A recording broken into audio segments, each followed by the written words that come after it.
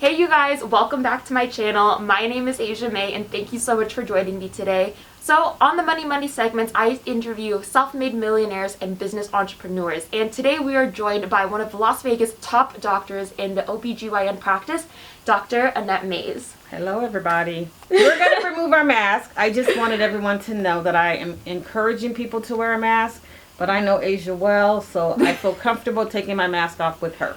Okay, we'll take our mask off. So on this channel, I didn't want it to just give the perspective of specifically people that deal in real estate or different areas of business. I wanted this channel to really be encompassing for people that are in all fields of business. She is particularly interesting because she has her own practice. Just to know the business side of what it means to run your own practice is something that I really wanted to highlight for a lot of the viewers. If you guys haven't already, please go ahead, hit the subscribe button down below if you're interested in more content like this, as well as that notification bell so you know every time I post a video every Monday and Thursday. Most importantly, please go ahead, hit the like button down below. It means a lot to help to grow the channel. It helps a lot with the YouTube algorithm, which pretty much means YouTube wants to go ahead and put this channel in front of other people who would find it valuable. I'm not going to talk too loud because we're in a hospital, in an office.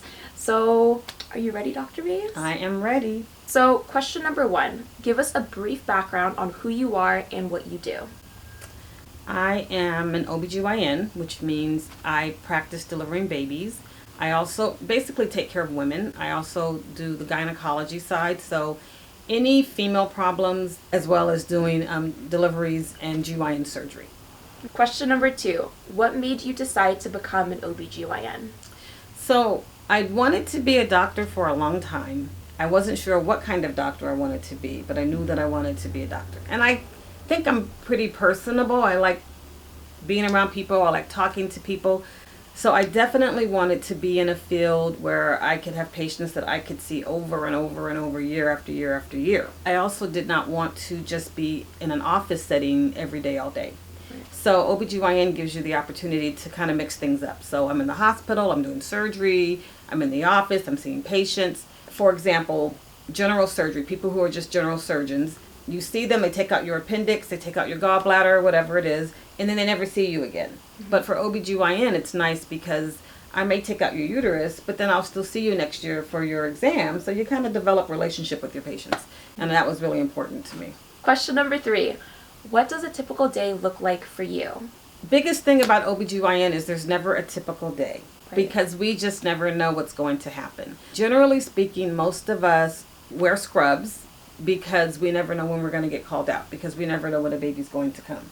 So you kind of have to always be on the ready for that. So we run our office with the understanding with our patients that we might get called out at any moment for a delivery. So some patients are more understanding than others, but that's kind of how it is for OBGYN, because you just never know. Even if you have someone in labor, you never know exactly when they're going to deliver. I usually start my office around 9 a.m. and we schedule patients a morning session and an afternoon session. The way we do my practice now is I usually have someone on call for the hospital. So even that person on call, though, might still be in the office seeing patients, and then they're also on call to cover the hospitals for deliveries. Typically, it could be you're in the office, it could be that you have a time set aside scheduled for surgery, but then the OB part always is the top priority.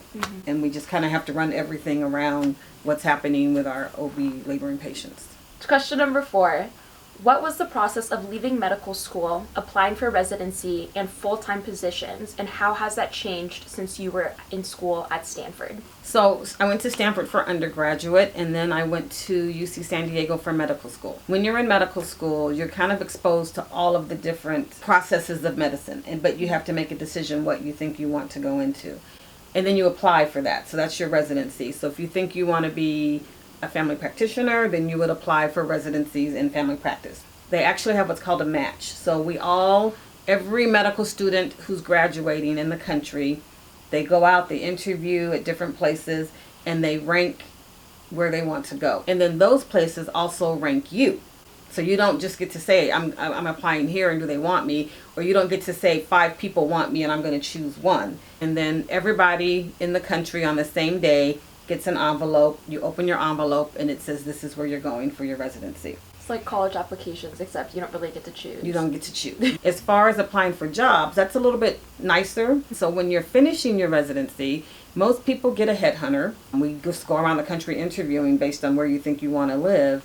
And usually, you know, all your expenses are paid because the company or whoever it is that's recruiting you will pay to fly you out. They pay to put you up in a hotel. They kind of show you their town because they're basically courting you to join their practice. And then after that, you obviously have a choice. So you can interview wherever you want to, and then if they offer you a job, it's up to you to take the job or decline it. So is it the same pretty much now? It really is the same now. I think the biggest difference now would be that there are probably fewer people going into private practice. What do you guys call yourselves? Millennials? I'm technically Gen Z. Gen Z, millennium. They're very, and I'm not knocking them. They're very much interested in their lifestyle. And you know, if you look back at doctors in the past, you didn't have much of a lifestyle. Your lifestyle kind of revolved around your work schedule. Right. And the doctors that are coming out today really feel like, no, I don't want that. I want to be able to have a schedule. I want to be able to go home. I want to be able to know when I'm off. So a lot of people are not really doing private practice so much anymore, because if they join a big group or they join a big corporation, it gives them more flexibility and freedom. They've been watching too much Grey's Anatomy. Something. Question number 5 is, what made you decide to create your own practice instead of working for another doctor? So when I finished my residency, I was actually pregnant with my first baby. And so I did not think that would be a good time to start a private practice because it takes a lot of work, dedication, and I thought I'm not ready to do that. So when I came out of residency, I went to work for a company here in Las Vegas.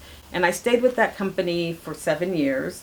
And at that point, I decided to leave and start my own practice. Initially, what prompted me is I wanted more flexibility. And they weren't being very flexible with my schedule. And I felt like, wow, I did all this schooling, all this training, and now I have to ask permission to take half a day off. And I didn't want that. I wanted to be able to say, oh, at the last minute, my kid is getting an award at school and I want to go to his award ceremony. That's what really prompted me to start investigating going into private practice. And then once I started investigating it, I realized how much money I was making for that company. Right. And thought, I can't make that money for myself and still have the flexibility that I want. Question number 6 is, how did you become one of the best OBGYN doctors in Las Vegas? I think for anybody, it's patient referral. I think at the very beginning of this interview, I said I think I'm a good people person. I think for me, it's more just interaction with my patients and them feeling like, okay, she's really listening to what I'm saying. Okay, she's not rushing me through everything, even though sometimes we are rushing. I always tell my students, no matter what you do, when you go in a patient's room, always sit down. Because if you sit down, it looks like you're taking time. Right. If you're standing the whole time, they get the perception that you can't wait to get out of the room. And even though you may not spend any more time in the room sitting or standing, when you sit, they get the perception, okay, she's going to sit here and listen to everything that I have to say. So I think for me, it's just been that patients feel comfortable, and so they refer other patients to me. I could definitely attest to that too. I actually am a patient of Dr. May's, but she also is pretty much my second mom. If you guys are in the Las Vegas area, if you are pregnant or you're looking for a new doctor, definitely recommend Dr. May's. Please look her up. She's amazing. I'll leave her information down below. Question number 7 is, what are some of the biggest difficulties you had when making that transition into having your own practice? I think the biggest problem I faced was getting information from other doctors who had already made the transition. It's a scary thing because you go from working for a company where everything's built in, the patients are built in, your paycheck is built in, everything is built in. And now you're saying, okay, I'm going to go completely on my own.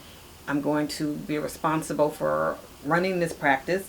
And by the way, we get no business training when we were in medical school. We only get medical training. The biggest thing for me was finding other physicians to just be open about their experience in private practice and what to expect. So with that, were you able to find someone that did kind of lead you and guide you in that sense? A little bit. You kind of go in blind and you're just figuring it out. But I did find someone that would answer a lot of my questions, but not to the extent that I thought that I would. With that being said, do you feel as though that has kind of changed a bit now in the current day? Like, do you believe as though if someone were to come to you, obviously, like, you would more than likely say, yes, I'd be happy to talk to you. But do you feel as though that dynamic has changed with a lot of other doctors within the medical fields?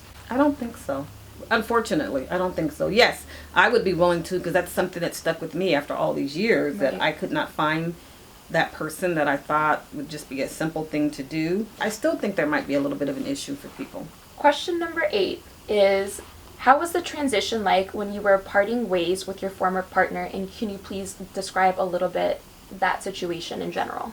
So when I left the company that I worked for when I first got out of residency, it just so happened at the same time there was another physician leaving the company as well. And so we kind of said, oh, maybe we should just do this together. So we did. And so then it made it a little bit easier because we thought we could bounce ideas off of each other and everything. So we left together, and we actually stayed in practice together for 10 years. Not the happiest of divorces, I would say. For OBGYN, it was a transition. It used to be a field where there were a lot of male doctors, and it was transitioning to a field of female doctors where women were saying, I want a woman to do my pap smear, I want a woman to deliver my baby. And my partner was a man. So I felt like a lot of our problems stemmed from him feeling the effects of patients saying, I want to see the woman doctor over the male doctor. Right. So, long story, that was a part of it. So it really was a hard breakup just because we had been together 10 years. Now, luckily, we had structured our partnership in such a way that our billing was always separate. Our patients were always separate. So it wasn't really a matter of us having to get an attorney and figure out how to split up things. The only thing that needed to be split up were like the material things that we had bought for the practice.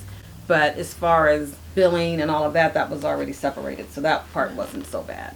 Just goes to show the importance, no matter what business you're in, to have a really good structure in place, so that if something were to go wrong, at least you have all the documentation ready and in place and everything is sorted out. Make sure if you have a very good accountant, and make sure you have a good attorney that you can have on, not on retainer, but someone that's available to you. We had a great accountant, and he is actually the one that told us to structure it that way. And so when we were splitting up, it made it so much nicer, so much easier. Right. Question number 9 is, how does running your own practice compare to working with another doctor and being partners? Well, I'm the boss, so when I run my own that's a good thing and a bad thing. Right. It's a blessing and a curse, as they say. Sometimes when my staff comes in, I say, I don't want to be the boss. Stop asking me these questions. You determine how things are going to run. You determine the flow of everything. But then also the buck stops with you. So when there's a problem, it all flows to you. So whereas, before when I had a partner, we could share the problems and the issues and you have someone to bounce ideas off of and decide, is this a good move we should make, or should we do this or do that? And now it's really my decision, so I can't blame anybody else but myself, right? Right.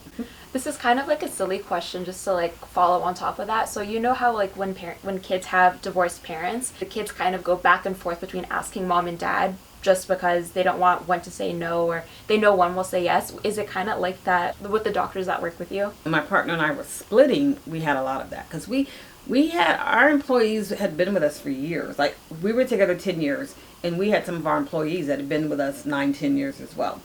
And it really was like a divorce for them. And they were really upset about it, and they felt like they were being kind of torn apart. He and I had to make decisions about how we were going to divide up our employees. Obviously, we make them an offer, and they decide if they want to take the offer or not. But we try to speak to each other, my partner and I, first, to say, okay, well, I want this employee, you want that employee, and then we'll, see what they want to do. But that was actually really tough for them. Question number 10 is, would you recommend starting your own practice to someone who is currently thinking about it, and what factors should they consider? I think it depends on the type of doctor that you are. I definitely think there's more money to be made in private practice. But again, especially in the beginning, it's going to be harder in terms of the number of hours you put in. For me, it was worth it. I felt like the flexibility of my schedule was worth it to me to do the extra work. It seems funny because you're saying, well, you're working more. You are working more, but you still have flexibility. I could decide that I'm going to start my office at a certain time every morning so that I can take my kids to school in the morning. Right. I don't have someone else telling me, no, you have to be here at 8 o'clock in the morning. So that's what I mean by flexibility. I felt like it allowed me to have a better lifestyle with my family. Would I advise it today? I definitely would not say don't do it, but I would say have your eyes open and talk to people. There are some group practices out there that are really good, and even a group practice can be considered private practice. You just need to determine if you're going to be a partner with these group people or if you're going to be an employee.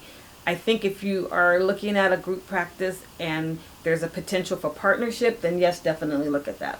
I don't think it's a good idea to always be the employee, because then you never have any control, you never have any say, and at the end of the day, when everything is over, all you've done is worked and made money for them. Question number 11 is, what are important features in someone that you are hiring? It could be anyone from a doctor, a midwife, or a nurse. People skills, first of all. Attention to detail, because for us, we're always worried about getting things right. Margin of error is very narrow because you're practicing medicine. You need to have good skills. I mean, as physicians, we do surgeries. I work with midwives, and midwives don't do any GYN surgery, but they do vaginal deliveries. And a lot of times when women are looking for a midwife to do a delivery, what they want is somebody that's going to sit there and kind of be a hand holder a little bit. They don't want someone like us who we run in, we do the delivery and go, I got to go back to the office now, I'll see ya. But so they have to have a lot of patience, because a lot of times they're sitting at the patient's bedside. Question number 12. Do you feel as though you live at the hospital, or would you say you have a good work-life balance? I think now I have a good work-life balance. I think in the beginning, when I first started my private practice, I felt like I spent a lot of time in the hospital, yes. And that was because we weren't turning down anything. If you wanted an appointment, we were giving you an appointment because we were trying to build our practice. Now that I've been in practice for so long, like I just turned down a patient because she's due next month. And I'm like, no, that's, we already have too many deliveries that month. So I kind of am staggering things. But in the beginning, yes, lots of time in the hospital. And that's why you play Candy Crush. Because you're spending a lot of time in the hospital. She's always on Candy Crush. Because you're sitting in the hospital waiting for the baby to come out. What else do you have to do? You play Candy Crush. Don't play Candy Crush. Don't play Candy Crush. Question number 13 is, what are some of the biggest misconceptions about the current healthcare system that you see many people have? I was talking to you about this the other day. I think that people think that we collect a lot of money. Everybody, when you have surgery and when you do anything and you have insurance, you get sent from your insurance company something called an explanation of benefits, an EOB. And it'll say everything that we charged. And I think people think that we get paid what we charge, and we do not. For example, my mom was having her gallbladder out, and she said, oh my God, they charged $10 for a Tylenol. I could have brought my own Tylenol from home. I said, Mom, they charged $10 for the Tylenol, but they got paid 50 cents for the Tylenol. How does that work with the insurance companies? Yeah, unfortunately, insurance companies have they have most of the control. In order for a physician to be on an insurance company's panel, you have to sign a contract with them. And when you sign this contract with them, they don't tell you what they're going to reimburse. You just sign something saying you agree to accept whatever it is they're going to pay you for taking care of their patients. You don't know that, okay, so if I do this particular procedure, this is what they're going to reimburse me. They don't send you that. They just say you're going to take what we give you. That means that they control how much money you make on whatever the procedure is that you did for their patient. We make a good living. I'm not going to lie and say we don't make a good living, but I think people have this conception that we make, or misconception, that we make a lot more than we really do, because they're looking at this statement and thinking that this is the money that we collect, and it's really not. And we have, our overhead's very high. We pay malpractice insurance, but, to run this office, it's a very high overhead, so a lot of money gets spent on that. Yeah. Question number 14 is, how does insurance billing work? If you come to me as a new patient and your insurance is Aetna, and so we call Aetna to say, Asia May is here to see us. We want to check her benefits to make sure that she has coverage to see us. And so then they will send us something back that says, yes, she has insurance. this is what her copay is, this is what her deductible is, or whatever. But then at the bottom of their paper, it'll say, this does not insure payment, which means that even though we took the time to find out if we could see you and they give us a yes answer, their disclaimer is this, but we're not insuring you that we're going to actually pay you for her visit. Because what happens sometimes is you come to see me, we do the visit, we think we're getting paid, we send the bill to Aetna, and then Aetna says, oh, well, you know what, when we investigated more, she doesn't really have insurance, or her insurance terminated, or so now we're not going to pay you. So it's a really tricky thing, because now we've provided service, and then they will say to us, well, sorry, oops, she didn't really have coverage, so now you need to go collect from her.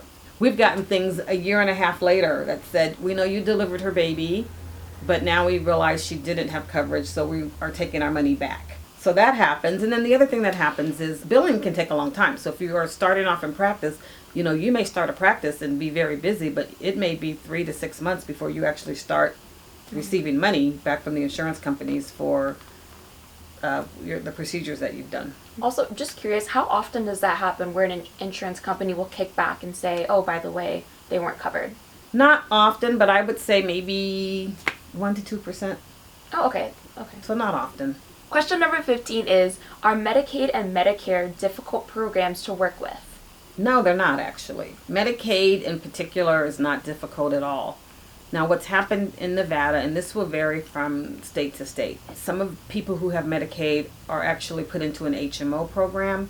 So it's Medicaid, but it's run through an insurance company. Those can be a little bit difficult because they make you kind of jump through a lot of hoops. Here's an example. We have a patient who's pregnant. We call her insurance, Medicaid, whoever, and say, Linda Sue is having a baby and she wants to see us. And they say, okay, great, that's fine. You can see her. You can take care of her for her pregnancy. Now, we all know at the end of a pregnancy, what happens? You have a baby, right? Right. But they will still tell us, but now you have to call back and get permission to deliver her, which really makes no sense to us. And it's mostly just you have to learn the nuances of each insurance company, and that can be hard because every insurance company has something different. I actually would have thought that they would have been difficult to deal with as opposed to the people that just had their own private insurance. And let me speak to that, because sometimes the easy thing about Medicaid is that there are no copays, there are no deductibles, whereas a lot of patients who have commercial insurance will have copays and deductibles. And a lot of times those patients don't understand their insurance. So when they come to see us and we say, okay, you have a $1,200 deductible, they get upset with us because, well, I have insurance. Why do I have to pay you all this money? And our answer is no, but this is between you and your insurance company. You have a deductible that has to be met before your insurance kicks in.